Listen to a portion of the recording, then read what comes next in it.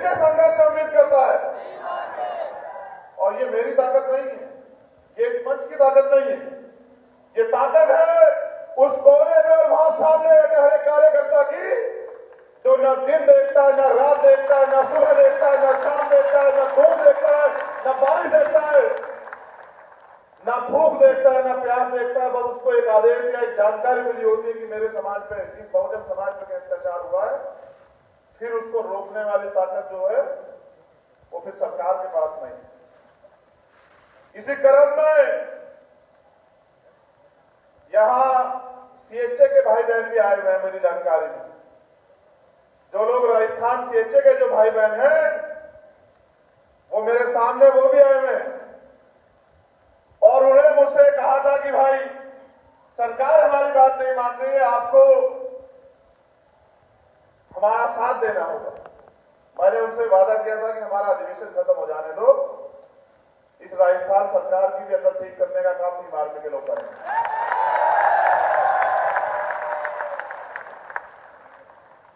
कमजोरों की, शोषितों की कोई सरकार नहीं होती। अगर उनको ताकतवर बनना है तो अलग जन से बहुजन बनना पड़ेगा। जब आंदोलन की शुरुआत की थी तब मेरी सोच ये नहीं थी, तब मेरा लक्ष्य भी ये नहीं था। और मैं अपने अध्यक्ष जी से कह रहा हूं, अध्यक्ष जी यहां बैठे हैं, ये सपना नहीं था अध्यक्ष जी कि एक दिन ऐसा आएगा कि एक विशाल मंच पे हमारा स्वागत होगा या हमें सुनने के लिए लाखों लोग आएंगे, ऐसा नहीं होगा। लेकिन ये समय, परिस्थिति और आपके साथियों का संघर्ष है। मैं धन्यवाद देता हूं सहारनपुर की धरती को भी, वहां के एक साथी को, पुराने आज जो हमारे बीच नहीं है, मैं उनका भी धन्यवाद करता हूं कि उन्होंने भी कहीं ना कहीं इस आंदोलन को मजबूत किया। लेकिन साथियों, अभी हम लोग कर क्या रहे हैं कि कहीं अन्याय हो जाता है तो हम लोग जाते हैं न्याय दिलाने के। रेप हो जाता है, हत्या हो जाती है, जैसे रीच के बच्चे हैं, जैसे सीएचए के बच्चे हैं हमारे भाई बहन, जैसे और तमाम तरह के वो हैं। तो हमारी प्रक्रिया क्या होती है कि जब में न्याय होता है तो हम उनको न्याय दिलाने जाते हैं। तो एक सवाल जो हमारे साथियों ने मुझे दिया कि भाई ये जरूर बता देना कि हमने पार्टी क्यों बनाई, तो उसका जवाब ये है मेरे शब्दों में। आप सब लोग यहाँ उपस्थित है, 22-23 स्टेट की टीम के रिप्रेजेंटेटिव, प्रदेश अध्यक्ष या कोई साथी मौजूद है। तो आप ये बताओ कि जब भीम आर्मी ईमानदार से लड़ाई लड़ती है और जब भीम आर्मी के साथियों साथ कोई मुसीबत आती है तो कोई पार्टी है ऐसी जो आपके लिए लड़ती हो? जितने लोग यहाँ बैठे आप बताओ, जो भीम आर्मी के कार्यकर्ता में झूठा मुकदमा होता है, उनको जेल भेजा जाता है, उनको पीटा जाता है या उनको डिटेन किया जाता है या उनको अरेस्ट करके जो है उनके साथ उनको अपमानित किया जाता है, बताओ कोई एक दल है जो आपकी आवाज उठाता है? बताओ। जब आवाज कोई नहीं उठाता, और भीम आर्मी के प्रशिक्षण केंद्र में, ये भीम आर्मी पता क्या है? ये नेता बनाने की फैक्ट्री है हमारी। ये हमारी नेता बनाने की फैक्ट्री है, ये हमारी लीडर बनाने की फैक्ट्री है। और जो नेता से तैयार होता है उसका कितना सम्मान होता है आपने देखा? उसका सम्मान इतना होता है कि जो लोग कभी किसी से नहीं मिलते थे वो भीम आर्मी में तैयार हुए नेता को, जिला स्तर के नेता को बराबर में खड़े होकर फोटो खिंचवाते हैं। ये सम्मान दिया है भीम आर्मी ने। क्या हम नहीं जानते कि भीम आर्मी के लोगों को और भीम आर्मी को कमजोर करने के लिए कितने षड्यंत्र हो रहे हैं? लेकिन भीम आर्मी तब तक कमजोर नहीं होगी, भीम आर्मी तब तक जो है टूटेगी नहीं जब तक इसका कार्यकर्ता लड़ना बंद नहीं कर देता।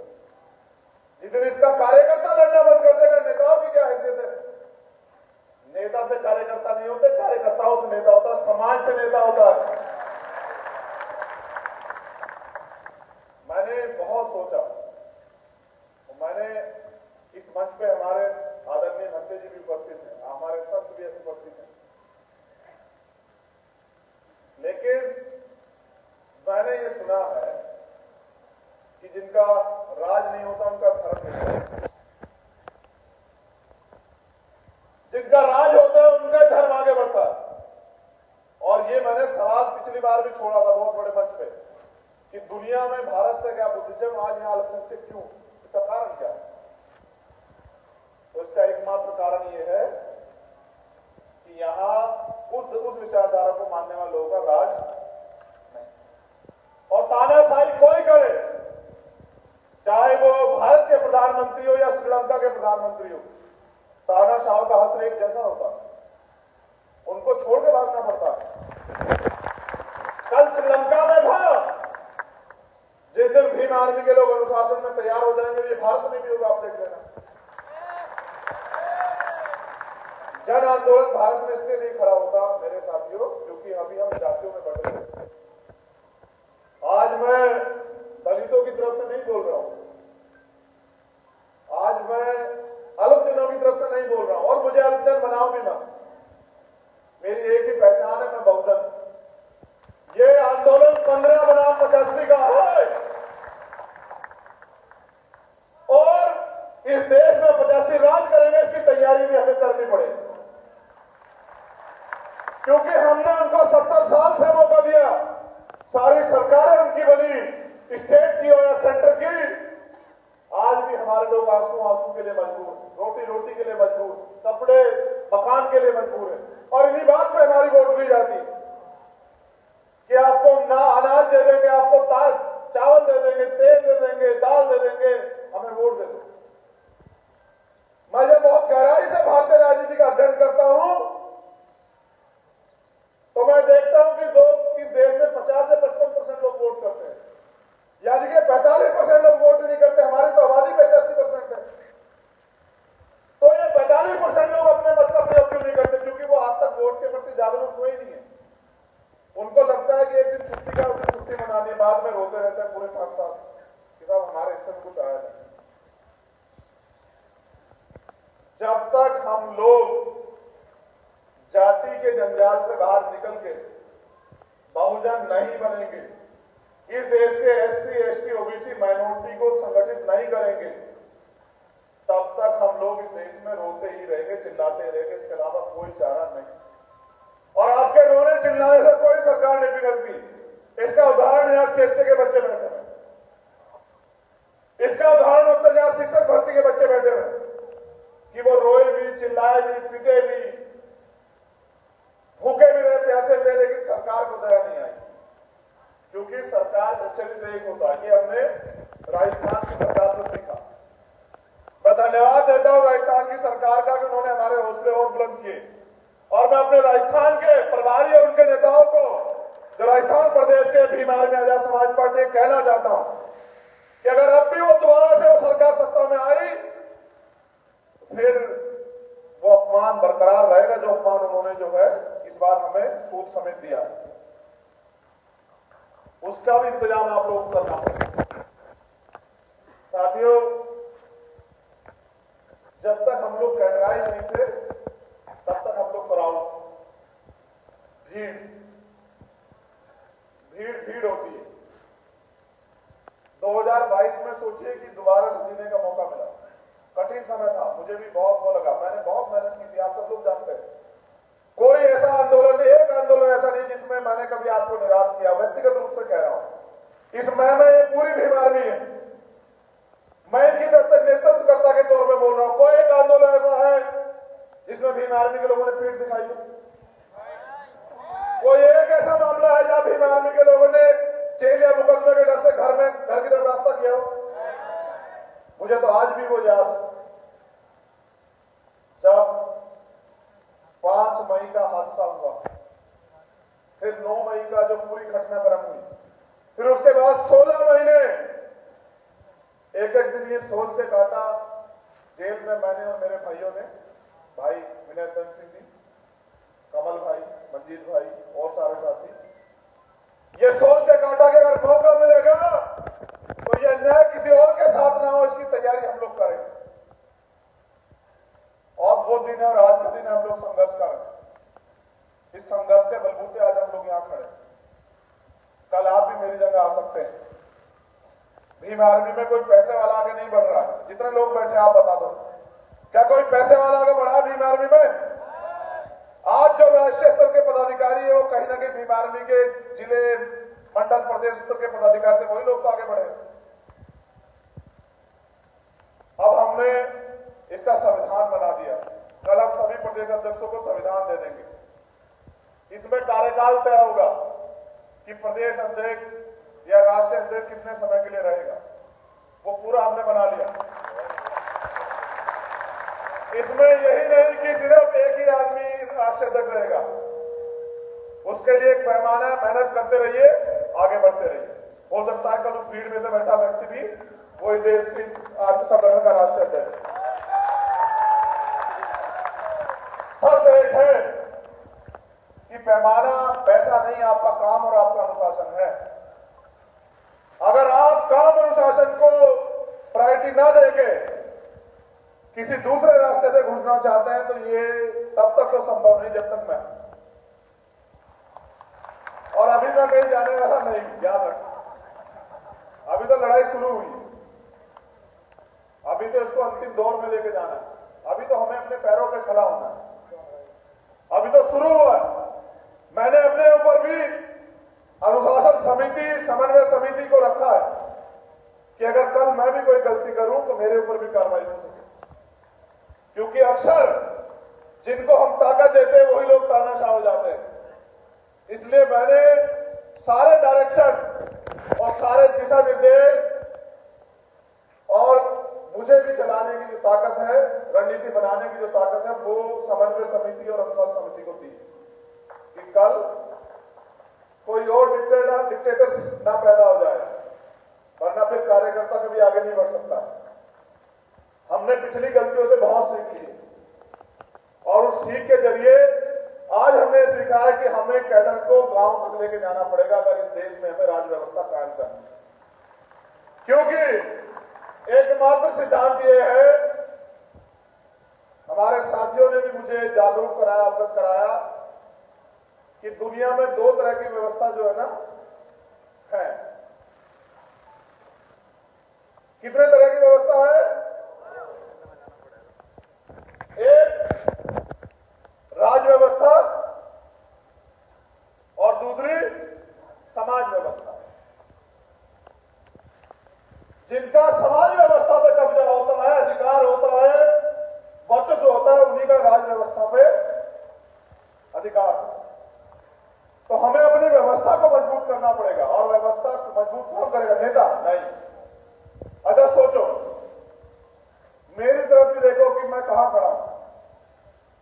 अगर आप मुझसे कहो भाई मैं अभी आपके राजमिस्त्री के रूप में, समझते हैं कौन होता राजमिस्त्री? हाँ वही। अगर आप ये समझो कि राजमिस्त्री सरिया, बजरी, सीमेंट, पानी, रेत अपने घर से लाए तो कैसे हो जाएगा भाई बताओ? क्या मकान बन सकता है? मकान तब बनेगा जब समाज उसकी व्यवस्था कराएगा। और मुझे कष्ट है, इतना काम करने के बाद हमारे साथी कहना पड़ रहा था कि डब्बों की तरफ देख लो, ये बड़ा दुखद। लेकिन कोई बात नहीं, एक बड़ा वर्ग हमसे दूरी बनाए बैठा है। मेरा उनको भी संदेश, जो समाज का बुद्धिजीवी वर्ग, कि हम लोग काम करने को तैयार है। आप पॉलिसी बनाने की जिम्मेदारी लीजिए। आपका अनुभव, हमारा संघर्ष मिलकर जो है इस देश में हम लोग राज्य व्यवस्था कायम करेंगे। आप बुनियाद नींव बनके जो है वो काम कीजिए, क्योंकि नींव जो होती है ना, नींव अगर वो ढकी रहे तो बहुत अच्छी, अगर नींव दिखने लगती है ना, तो यानी कि बुनियाद अगर दिखने लग जाएगी तो जो निर्माण कार्य जो बन रहा है वो गिर जाएगा। इसलिए नींव को ना दिखे। जो हमारा कर्मचारी अधिकारी वर्ग है, मैं उनसे बात कह रहा हूं कि भाई अब आप भी अपनी जिम्मेदारी तैयार करो। आज दिल्ली में अधिवेशन बता रहा है कि हमने कमर कस ली है कि 2024 से पहले जो लक्ष्य मैं आपको दूंगा, टारगेट बना जो मैं आपको दूंगा, उसको पूरा करके हम हर कीमत पे यहां भारतीय जनता पार्टी को सरकार बनाने से रोकेंगे। क्योंकि इस भारतीय जनता पार्टी की सरकार ने एक एक करके हमारे सारे अधिकार वापस जो है छीन के और मनुस्मृति को इस देश में लागू करने का जो है मन बना रखा है। और वो रोज इस बात को, उनके धार्मिक गुरु, उनके सामाजिक लोग, वो लोग इस बात को कहते भी रहते हैं। इसलिए क्योंकि गुलामी नहीं सहनी है, इसलिए भीम आर्मी की जिम्मेदारी बनती है कि जो भीम आर्मी को काम दिया गया है वो उस काम को करें, और वो काम कैडर के माध्यम से हम लोग बता भी रहे। आप टारगेट सुन लीजिए, मैं आपको टारगेट बता रहा हूं, नोट कर लीजिए सभी प्रदेश अध्यक्ष और कार्यकर्ता साथी भी नोट कर लें। इन टारगेट को पूरा करना है 2021 से 2022 तक, 22 से 23 तक। हम 2022 में है, एक साल के अंदर टारगेट है, बताओ मदद करोगे नहीं करोगे बताओ? जो जिम्मेदारी मिलेगी उसका पालन करोगे? नोट करो, ये टारगेट है हमारा। एक साल का जब अगला राष्ट्रीय अधिवेशन होगा तो हम हिम्मत से कह सकते हैं कि हमने क्या किया। मैंने तो सोचा था कि आज हमारे प्रदेश अध्यक्ष बताएंगे कि मेरे जिस प्रदेश में 55 जिले हैं, मैंने 54 में संगठन बना दिया, बहुत मजबूत संगठन, और मैंने 1000 से ज्यादा मामलों में अन्याय के खिलाफ लड़ाई लड़के न्याय दिलाया। लेकिन हमारे प्रदेश अध्यक्ष अभी वही बात करते रहे कि हमने एक मामले में न्याय दिलाया, 2 मामले बिना संगठन के संघर्ष हो ही नहीं सकता ना। ये जो प्रदेश अध्यक्ष हैं वो नोट कर लें, फिर मैं आपको बुलाऊंगा कि आप संकल्प भी लेंगे मेरे साथ कि हम इसको करके दिखाएंगे, ठीक है? आजाद समाज पार्टी के लोग भी, जो हमारे नेतागण हैं, वो भी इस बात को नोट कर लें। जो घोषणाएं कर रहा हूं उनको पूरा करके दिखाओगे नहीं दिखाओगे बताओ? बेइज्जत तो नहीं करवाओगे इस देश में मुझे? पहली घोषणा, हमें प्रदेश में 5 प्रदेश स्तरीय लीडर तैयार करने हैं। हमें प्रदेश में 5 प्रदेश स्तरीय लीडर तैयार करने हैं। समय परिस्थिति के अनुसार उनको कार्य करने का मौका देना। जैसे अगर ए फेल हो जाता है तो उसका काम बी करेगा, बी फेल हो जाता है उसका काम सी करेगा, सी फेल हो जाता है उसका काम डी करेगा। 5 ऐसे प्रदेश स्तरीय नेता होने चाहिए जो अपने दम पे प्रदेश की सरकार को हिलाने की हिम्मत रखते हैं और अपने संगठन को चलाने की हिम्मत रखते हैं। एक नेता से काम नहीं चलेगा। एक चंद्रशेखर आजाद तैयार कर दिया, 5 चंद्रशेखर आजाद तैयार करने पड़ेंगे राष्ट्रीय स्तर पे। 1 साल के अंदर ये आपकी जिम्मेदारी है। हर जिले में हमें कम से कम 10 ट्रेनर्स तैयार करने हैं जो कैडर देने का काम करेंगे। प्रत्येक जिले में 10 ट्रेनर मिशन 78 के सहयोग से जो कैडर देने का काम करेंगे। 1 साल का टारगेट है 2023 तक हर जिले में, और कैडर देना सीखिए। पहले कैडर लीजिए फिर देना सीखिए, और जिस दिन आप कैडर को आत्मसात करेंगे उस दिन आप असली मिशनरी बनेंगे। रोजगार से युवाओं को, बहनों को, भाइयों को कैसे जोड़ना है, इसका प्रोग्राम हमें अपने अपने प्रदेश में बनाना पड़ेगा। कोई भी भर्ती, कोई भी नियुक्ति निकलती है, बैकलॉग निकलता है, तो हमें उसके लिए टीम बना के अपने युवाओं को जागरूक तैयार करना पड़ेगा कि ये भर्ती आई है, आप लोग इसको वो करो, या बिजनेस मॉडल बना के अपने लोगों को रोजगार से जोड़ना।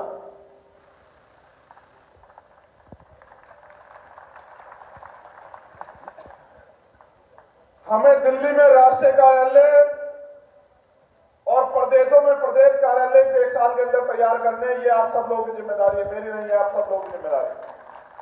एक राष्ट्रीय स्तर का कार्यालय और हर प्रदेश में प्रदेश कार्यालय, जहां से पूरे प्रदेश के लोगों को संदेश जाए। ये सारी चीजें तैयार करने की जिम्मेदारी आप लोगों की। एक सबसे महत्वपूर्ण आंदोलन जो मैंने उड़ीसा से सीखा, मैं उड़ीसा की टीम को धन्यवाद देता हूं। हमें सभी प्रदेशों में टारगेट बना के जमीन का आंदोलन चलाना है। आप दोनों नोट नहीं कर रहे भाई? आप लोग क्यों नहीं नोट कर रहे भाई? राष्ट्रीय कमेटी के जो लोग, आप यही लापरवाही कर रहे?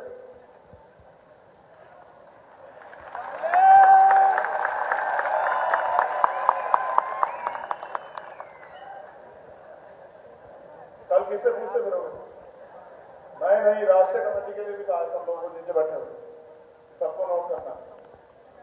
काम तो आप ही लोग करवाओगे ना, कहां से करवाओगे जब आपको काम ही नहीं पता होगा।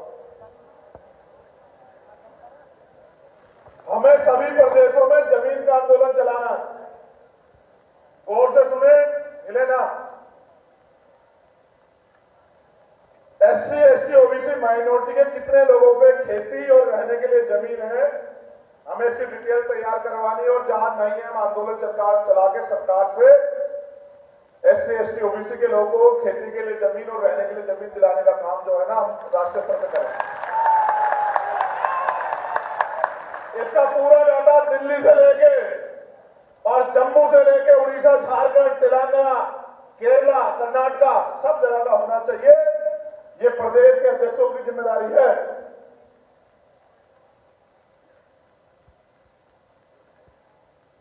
अब एक चीज जिनका धन्यवाद हुए वगैरह रह गया था, मुझे मौका था कि जब वो मेरा नंबर आएगा तब मैं उनका धन्यवाद दूंगा। मैं अपनी बहुजन मीडिया का भी धन्यवाद देता हूं।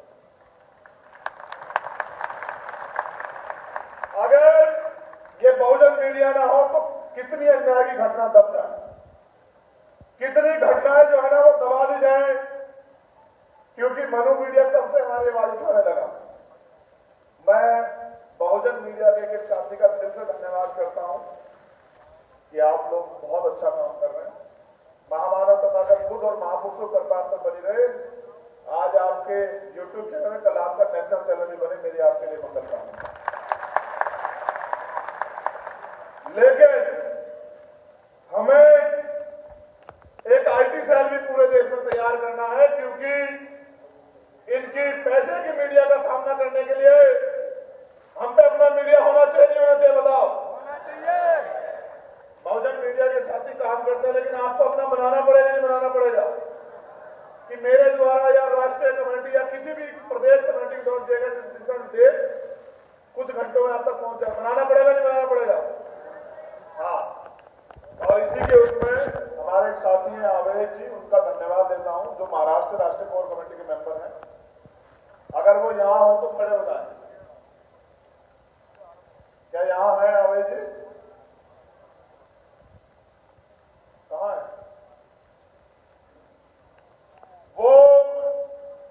अपनी मेहनत की कमाई से हमारा जो है मीडिया की वेबसाइट जो है तैयार करा रहे हैं। मैं उनका धन्यवाद देता हूं, क्योंकि बिना अपने मीडिया के अपनी सच्ची बात जाएगी। उस मीडिया में पूरे देश में होने वाले भीम आर्मी के आंदोलन संघर्षों को जो है ना जगह मिलेगी, और समय समय पर मेरे या और साथियों द्वारा कही गई बात आप तक पहुंचेगी। बहुत जल्द मैं उसका बहुत जिम्मेदारी से इनोग्रेशन करूंगा। मैं आपको सबको सूचना दूंगा बहुत जल्द उसकी। जो सबसे इंपॉर्टेंट काम है भीम आर्मी के साथ ही होगा। हमें सभी प्रदेशों में युद्ध स्तर पर संकल्प लेकर 1 लाख पाठशाला 1 साल के अंदर खोलनी। 1 लाख भीम आर्मी पाठशाला है हर स्टेट के अंदर युद्ध स्तर पर तैयारी करके जिला, विधानसभा, मंडल, तहसील के लोगों को जिम्मेदारी देके 1 साल के अंदर 1 लाख पाठशाला है पूरे भारत में हमें खोलनी है, टारगेट बना के।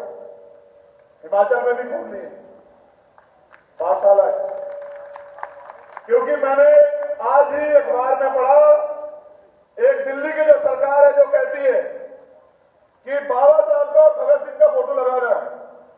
मैंने ये पढ़ा, पंजाब से जो न्यूज आई थी कि 2 लाख शेड्यूल कास्ट के बच्चे सिर्फ उन्होंने छात्रवृत्ति का पैसा नहीं दिया, उनको पढ़ाई छोड़नी पड़ी। ये जो है बाबा साहब की फोटो दिखा के हमारे वोट छीनने वालों का सच।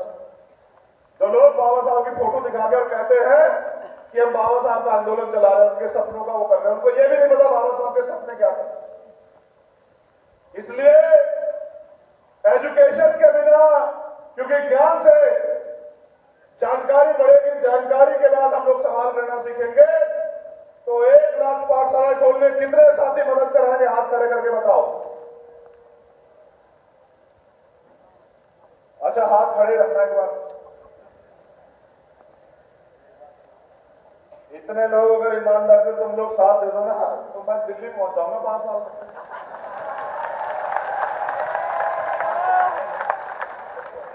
अगर इतने लोग ईमानदारी से तैयार होकर काम करें, आगे सुनो,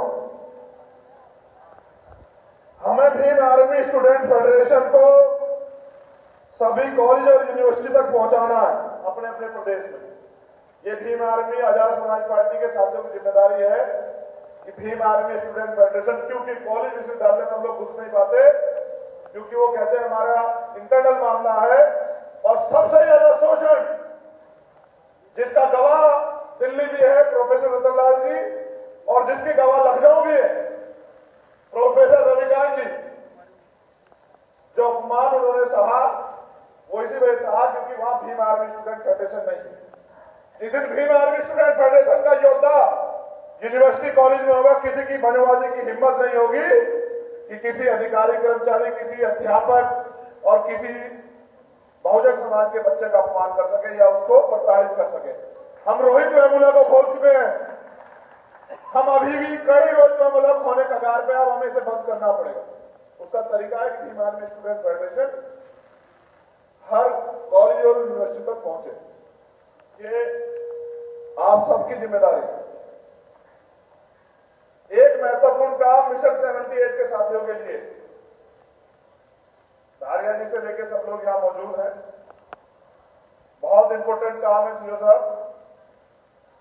1 साल के अंदर 10 लाख अनुशासित, प्रशिक्षित, समर्पित, संकल्पित और ईमानदार सक्रिय कार्यकर्ता तैयार करने हैं डाटा बनाकर। कितने? 10 लाख 1 साल के अंदर हो जाएंगे, नहीं हो जाएंगे? हमारे वालों को कर दो कैडराइज, इनकी संख्या 10 लाख से ज्यादा है, मैं इनको पूरे देश में जाके देखता हूं, बस इनको कैडराइज करवाना। देखो, अनुशासन सर्वप्रथम, डिसिप्लिन, फिर कैडराइज। जबकि एक कैडराइज व्यक्ति में, मिशनरी व्यक्ति में सब आ जाता है, लेकिन मैं अलग अलग बता रहा हूं। फिर डेडिकेशन, अगर समर्पण नहीं तो सब जीरो। आज आपको पद से हटा दिया और आपने सोशल मीडिया बैठ के सब सारी मेहनत जीरो कर दी। हो सकता है कल आपको उससे बड़ी जिम्मेदारी मिल जाती। अगर आप अनुशासन में काम करते रहते तो डेडिकेशन बहुत जरूरी। फिर अगर कमिटमेंट नहीं होगा, संकल्प नहीं होगा, तो फिर कुछ नहीं होगा। तो डेडिकेशन के बाद संकल्प, कमिटमेंट बहुत जरूरी है। और इन सारे कामों में ऑनेस्टी यानी कि ईमानदार होना जरूरी है। जो व्यक्ति ईमानदार नहीं होगा वो इस काम को नहीं कर पाएगा। ठीक है? एक जो सबसे महत्वपूर्ण जिम्मेदारी राष्ट्रीय अध्यक्ष जी ने और कमेटी ने मुझे सौंपी, मैं उसकी घोषणा भी कर देता हूं।